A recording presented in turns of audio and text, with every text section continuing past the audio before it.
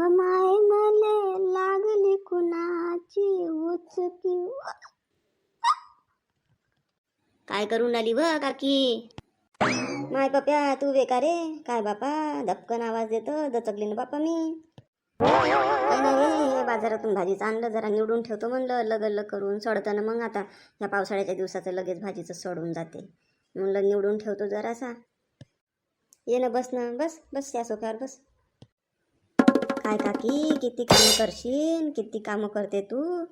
अन जाऊन पाय माय घरी, माय सारे कामं आमच्या दोघा बाप बेट्याच्या मागं लावून टाकते. माया बाप बिचारा कामं करू करू परेशान होऊन गेला.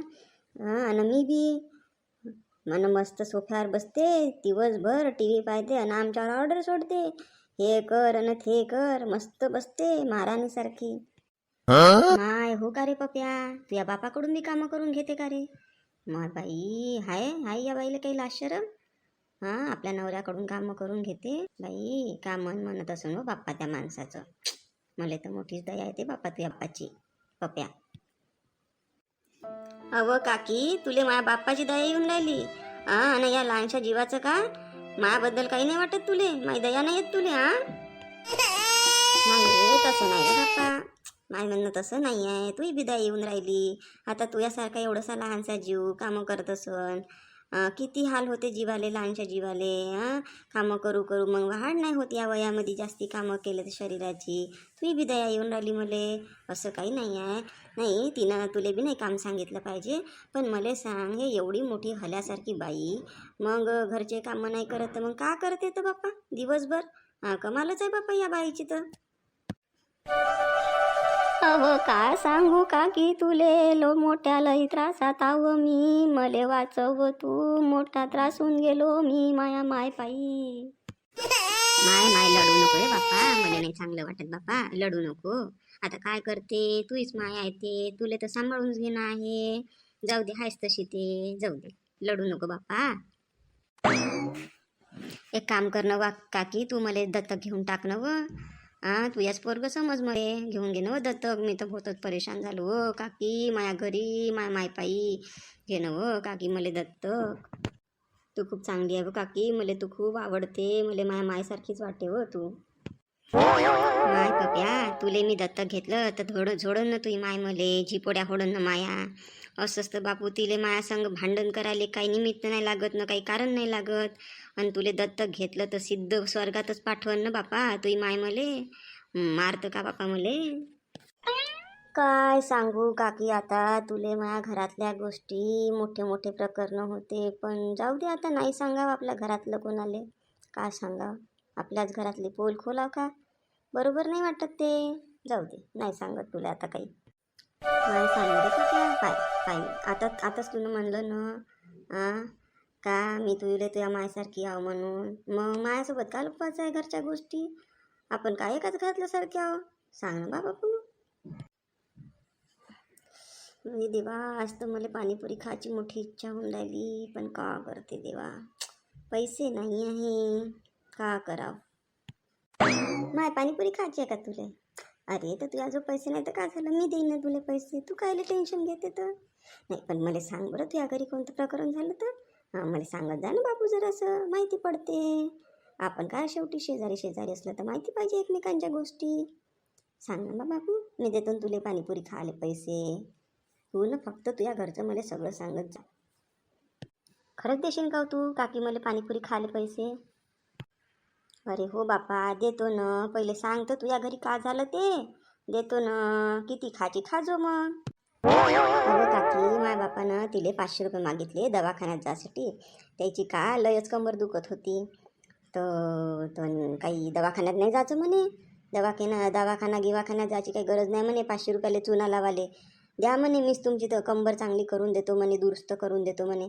आणि घातली माझ्या बापाच्या कमरात लात. मग केलं माझ्या बापाले कमरेपासून लुळा. माय बाई, खरं का रे पप्या? माय का राक्षसीन बाई आहे रे बापा तुझी माय. अव खरंच व काकी, माय बापाले कमरेपासूनच लचकवून ठेवलं. आता माय बाबा उठून बी नाही राहिले आणि बसून बी नाही राहिले. अरे हे अशीच आहे रे मुलखाची कंजूस.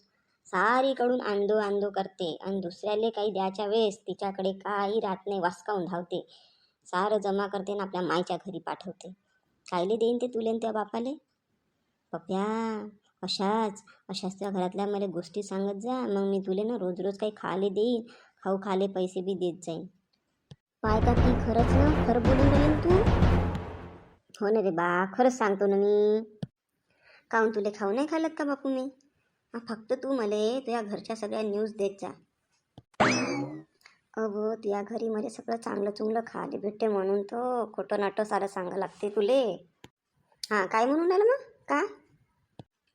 पाय का की मी तुला सगळंच सांगतो माझ्या घरचं रामायण महाभारत.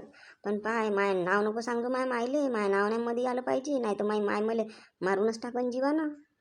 चल का की आता मी जातो बाहेर कुठंतरी जाऊन फिरतो. आता फिरत राहतो कुठंतरी मित्रांसंग, नाही तर तुझ्या घरी पाहिजे ना मले अजून माया मागं काही काय काम लावून ते. हो बापू ठीक आहे, जा जा. असंच या येड्या पप्पाले एवढंसं तेवढंसं खाऊ घालून याच्या घरातल्या साऱ्या गोष्टी माहिती करून घेत जातो मी.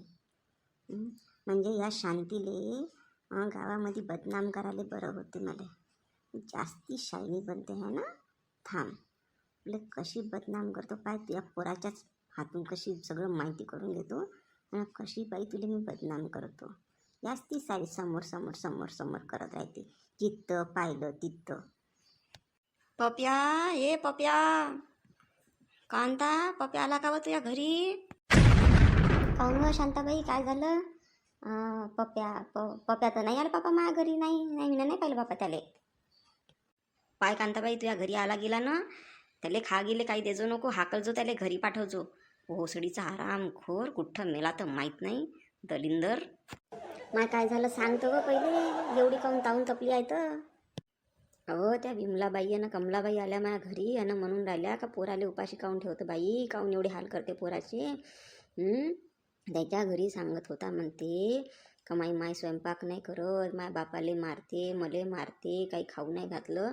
आणि बाया सकाळी मटण खाऊ घातलं त्याले, आणि त्या बाया मला अशा सांगून राहिल्या. आहे का बाई सांग सांग, किती नीच नालायक पोट्टा आहे हा. एकदा माझ्या हातात भेटलं ना चांगली पेडसवतोच याले घोसडीच्याले. गावात बदनामी करत फिरते मायवाली, मायची स्वतःच्या मायची.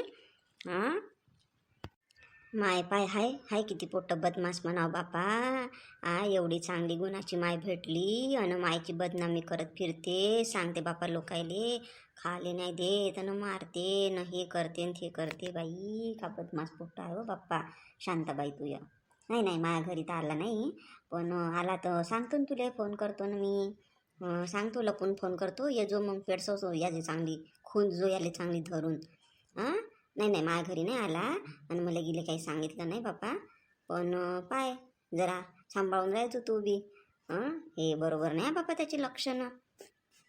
कर्ज मग मला फोन तुला दिसला म्हणजे पाहतो आता त्याला ढुंढाले जातो गावामध्ये, हातपाय आज मोडतोच त्याचे हातपाय. माय पाहिलं काय बदमाश आहे बापा पोट्ट. जाऊ दे बापा, कोणाच्या घरच्या अद्यातनं मध्यात पडण्यात काही फायदा नाही बापा. फालतू आपल्याच घरी आपल्याच डोक्यावर याच हवे. जाऊ दे बापा, बेकार आहे बापा हे. मग मित्रांनो, कोणाच्या घरच्या लफड्यामध्ये पडणं काही चांगली गोष्ट नाही आहे. तुम्ही बी दूरच राहा फालतू लफडे न फफड्यापासून. आणि तुम्हाला व्हिडिओ आवडला असेल तर लाईक करा, शेअर करा, सबस्क्राईब करा आणि माझे असेच व्हिडिओ पाहत राहा. आणि मला कमेंटमध्ये नक्की सांगा व्हिडिओ कसा वाटला आणि तुम्हाला कोणत्या विषयावर व्हिडिओ पाहायला आवडेल ते मला नक्की सांगा. कोणत्या गावावरून पाहून राहिले ते बी सांगा ना बापा. चला मग भेटू मग पुन्हा. Bye bye.